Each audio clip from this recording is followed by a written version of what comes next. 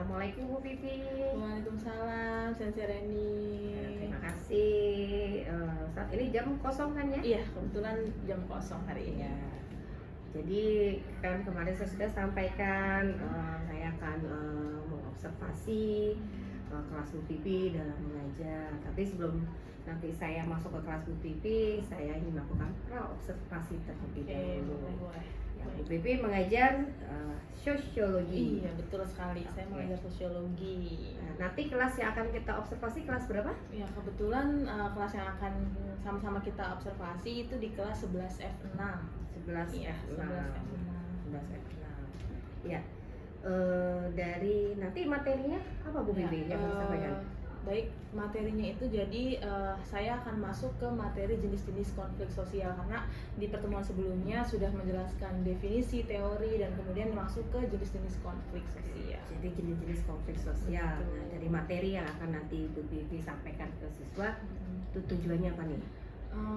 Baik, tujuannya adalah yang pertama saya ingin mencapai tujuan bahwa peserta didik mampu nih mengidentifikasi jenis-jenis konflik sosial yang ada di masyarakat itu apa aja sesuai dengan kategori-kategorinya gitu Bu Reni. Bisa mengidentifikasi. Nah, terus dari materi tujuan, nah itu ada aspek apa? Pengetahuan keterampilan yang ingin dicapai, Baik. Pak. Untuk di pengetahuannya tentu saja diharapkan peserta didik mampu mengidentifikasi jenis konflik berdasarkan kategorinya, misalnya berdasarkan durasi waktu berlangsungnya konflik, kemudian pelakunya, dampaknya, dan lain sebagainya. Mereka mampu mengidentifikasi mana yang termasuk konflik berdasarkan pelakunya dan lain sebagainya.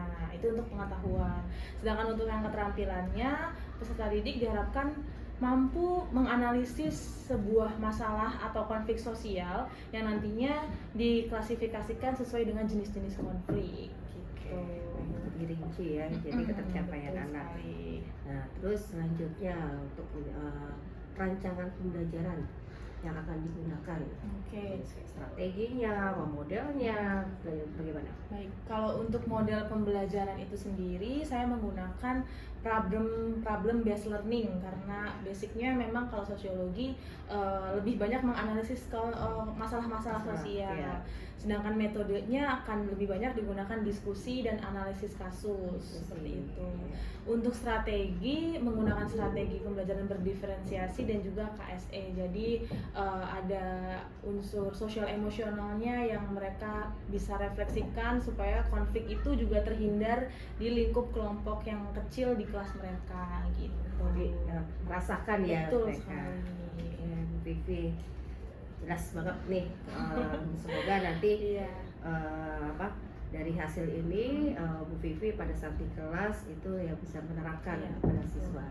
Ya Bu Vivi, sebelum kita mengakhiri diskusi kita siang ini, kira-kira apa yang disimpulkan atau apa yang akan nanti dilakukan Bu Vivi? Baik, mungkin nanti di dalam kelas, di dalam waktu 2 kali 45 menit itu tentu saya akan lebih memaksimalkan peran peserta didik di dalam diskusi kelas, kemudian juga supaya nantinya saya juga untuk bisa menyampaikan ini semua tentunya perlu menyiapkan media pembelajaran yang menarik, yang memberikan isu-isu terkini terkait dengan konflik-konflik sosial yang relate dengan kehidupan sehari-hari mereka supaya mereka jauh lebih bisa memahami karena di lingkungan kehidupan sehari-hari gitu.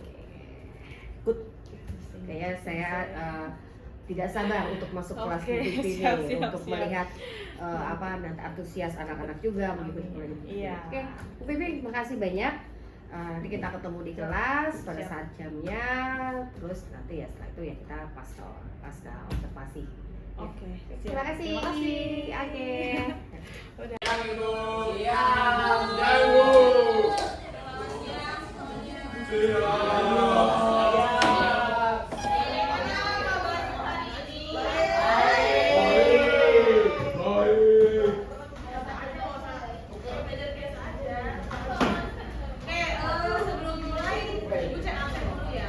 Baik Ibu.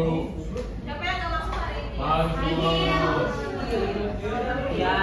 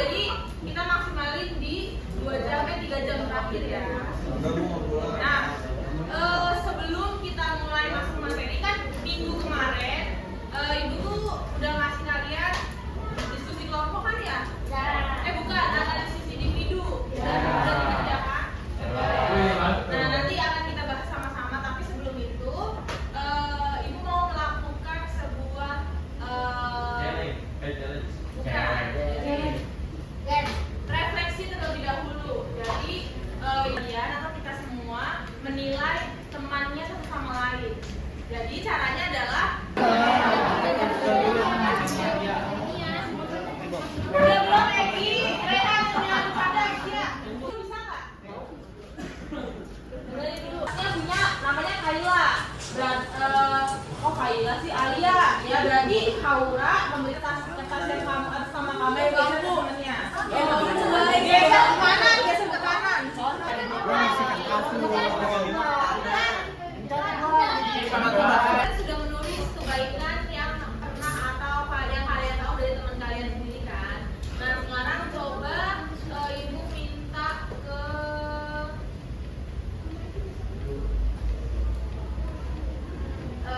Naila. Ya, coba Naila berdiri terus sampaikan kertas itu punya siapa dan kamu sampaikan kebaikannya apa.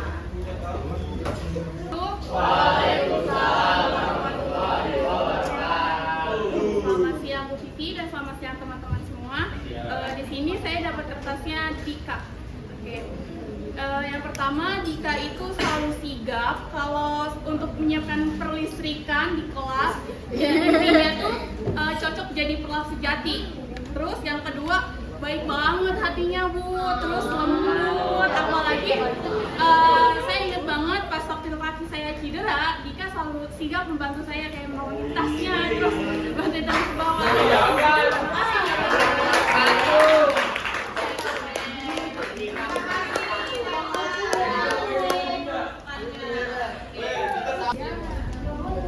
Assalamualaikum warahmatullahi wabarakatuh. Di sini saya mau ngebacain kebaikan Rumi yang udah dilakuin sama anak-anak kelas sepenglihatan saya aja. Jadi Rumi itu tuh selalu bisa meng-carry tim dengan baik. Jadi kalau misalnya dia punya atau dapat kelompoknya kurang pun Rumi bisa ngatasin itu. Terus Rumi juga selalu bisa ngertiin keadaan di kelas. Jadi kayak Rumi orangnya kayak nggak neko-neko, terus selalu ya udah kalau misalnya ada yang punya pendapat lain dia selalu ngehargain gitu. Udah sih itu aja. Oke, tepuk tangan dulu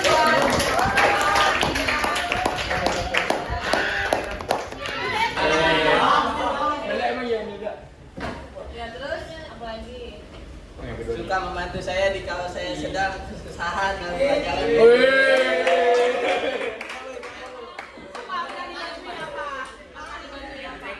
Kayak kelompok gitu kan saya pernah satu kelompok aja. Ya. Oke, Bu, terima kasih. Renaki boleh tepuk tangannya. Wabarakatuh. Sini saya akan membacakan kebaikan Iwan kepada saya, Bu. Biar Iwan.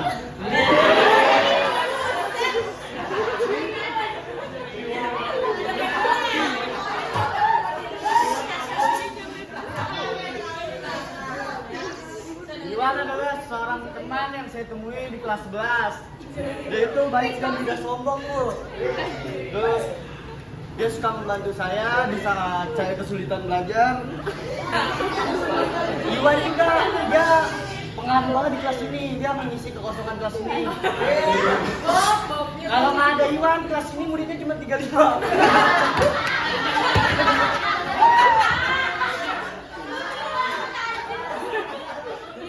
Jadi saya terima kasih banget sama Iwan, Bu, karena dia bersedia mengisi kekosongan kelas ini dan menjadi teman yang baik buat saya. Ya.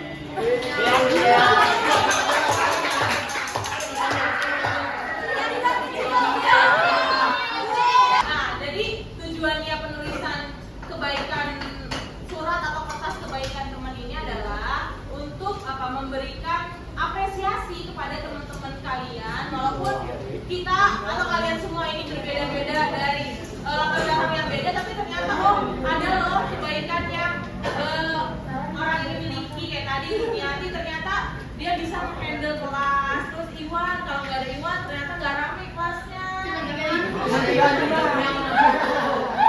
Terus kayak baik hati, ternyata kebaikannya Milda suka pinjemin pulpen.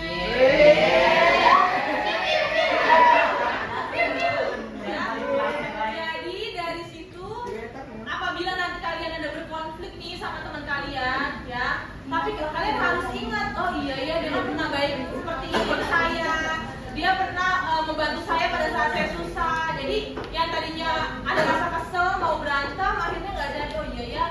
Jadi itu salah satu upaya untuk mengendalikan diri dari konflik di dalam kelas gitu. Ya, jadi masih ada korelasinya nih dengan materi hari ini yang akan saya sampaikan. Gitu. Jadi sampai sini bisa dimengerti ya. Jadi nanti tolong kertasnya jangan dibuang, kertasnya dikumpulin ke ibu, boleh sekarang dikeluarin. Kan mereka memang resah, risih, rusuh, apa sih namanya? Resah lah gitu lah mahasiswanya sama kedatangan para pengungsi Rohingya ini.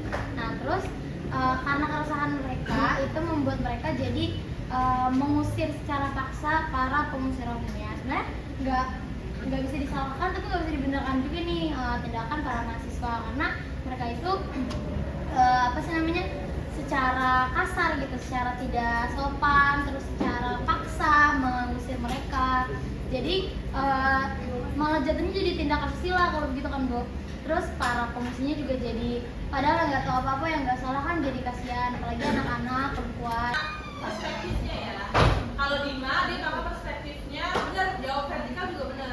Kenapa? Karena Dima mencoba melihat dari perspektif lain bahwa ini tuh konfliknya antar golongan di mana Aceh ini sebagai masyarakat yang golongannya lebih tinggi dibanding Rohingya. Karena Rohingya dia statusnya hanya sebagai pengungsi, dia nggak punya akses terhadap kepemilikan tanah, kepemilikan wilayah dan kepemilikan aturan. Nah, sedangkan apa namanya? Nah, kan durasinya, skalanya, konteksnya, dampak, terus menampilkan ada pihak yang berkonflik, ada ulama, ada intensitas. Tapi di sini dibagi menjadi berapa? Kita ada lihat di buku halaman 99 antara intra itu apa kayak intra antar individu ya, misal Rehan sama Egi itu intrapersonal berkonflik ya. Kalau interpersonal, jadi ini tadi Ibu sudah menjelaskan mengenai teori konflik. Jadi nanti untuk minggu selanjutnya kalian tugasnya adalah untuk tes lisan dari teori konflik, baik itu dari teori klasik dan teori yang modern. Jadi masing-masing klasik itu dihafalkan 2, modern juga 2 ya. Nanti Ibu akan mengambil nilai dari hafalan kalian. Ya, sampai sini ada yang ingin ditanya?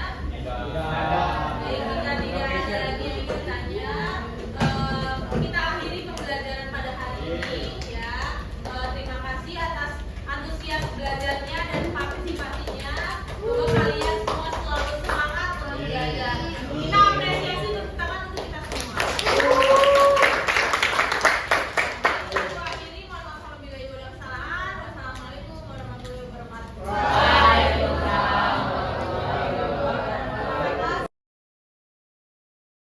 Ya Bu Vivi, kita bertemu lagi untuk berbincang-bincang.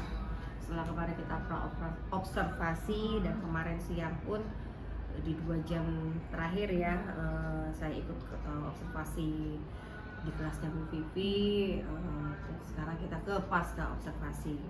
Kemarin saya mengikuti kelas Bu Vivi walaupun 2 jam terakhir yang katanya anak-anak adalah 2 jam yang rawan karena ngantuk, tapi saya lihat anak-anak tetap antusias mengikuti pelajaran Bu Vivi.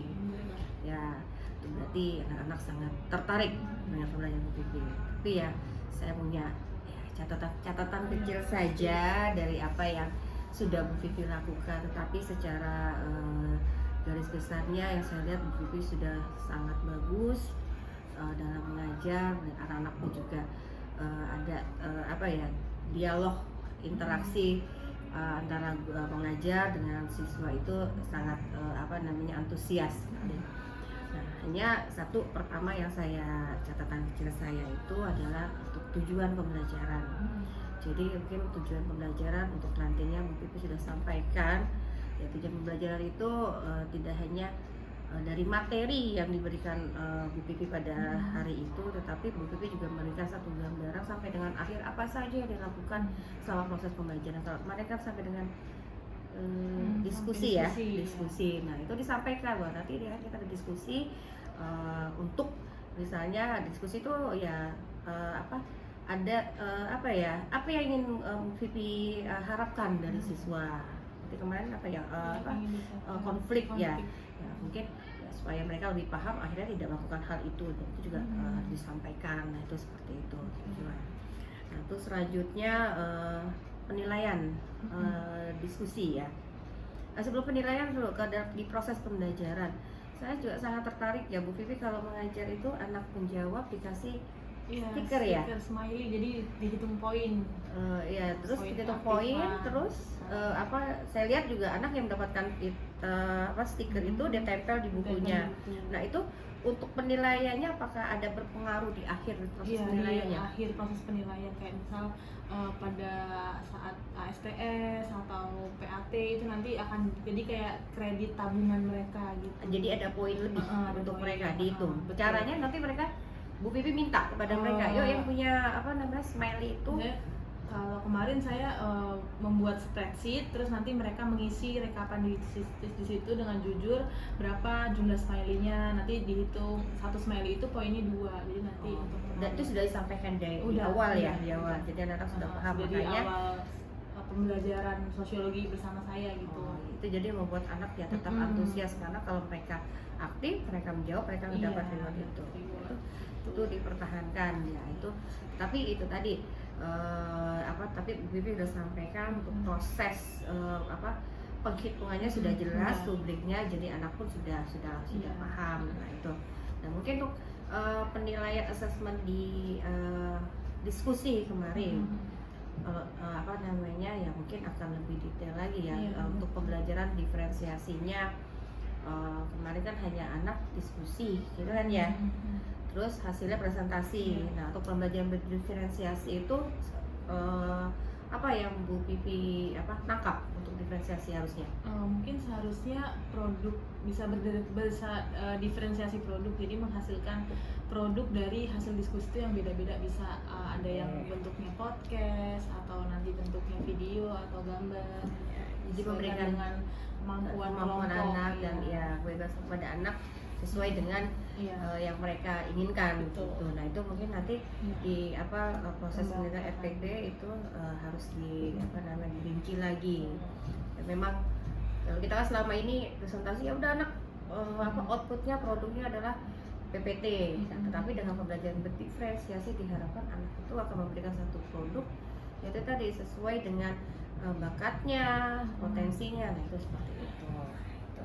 Terus aja sih sebenarnya secara garis besar sudah oke, dan juga ada quiz ya yang menilai yang di awal menilai teman. Nah itu pengetahuan awal. Nah itu sudah KSE-nya sudah dapat, sudah menilai temannya. Saya dengan siapa Rara ya kemarin diingatkan sholat terus. Nah itu sangat bagus sekali. Jadi antar teman tuh bisa mengetahui, bisa mengingatkan. Nah, itu sudah bagus sekali. Mungkin bisa ditambah kali ya, karena jam terakhir bisa games ice breaking ya nanti. Nah, terus dari Bu Vivi sendiri rencana tindak lanjutnya nih kira-kira apa nih dari yang mungkin dari hasil kemarin sudah melakukan observasi juga, jadi mungkin saya bisa menilai bahwa kedepannya akan lebih memberikan diferensiasi tugas atau produk-produk apa nih yang menyesuaikan dengan kemampuan peserta didik gitu. Selain itu juga harus lebih meningkatkan media-media pembelajaran lain yang lebih menarik, kayak gamesnya atau SDK-nya atau perangkat-perangkat pembelajaran kayak semacam quizzes dan lain-lain gitu. kalau rencana pengembangan dirinya kira-kira? Pengembangan diri mungkin saya akan lebih banyak mencari sumber literatur yang lain, nggak cuma dari buku, akan lebih memperbanyak dari kajian, mungkin dari jurnal, dari berita, karena kan sosiologi konteksnya lebih ke masyarakat, jadi mencari contoh-contoh konteks sosial secara yang langsung, yang konkret, biar anak-anak tuh lebih ngena gitu. Gitu sih. Ya, Bu Vivi, terima kasih banyak. Saya sudah diberi kesempatan untuk mengobservasi Bu Vivi, bukan untuk menggurui, tetapi kita sharing sama-sama, kita sama-sama belajar. Saya pun banyak belajar dengan masuk kelas Bu Vivi. Saya banyak belajar. Oh iya, ini keren juga itu seperti itu. Terima kasih banyak. Semoga lebih nanti kedepannya baik lebih baik lagi. ya, dan juga anak-anak makin antusias. Terima kasih banyak ya. Terima kasih. Oke.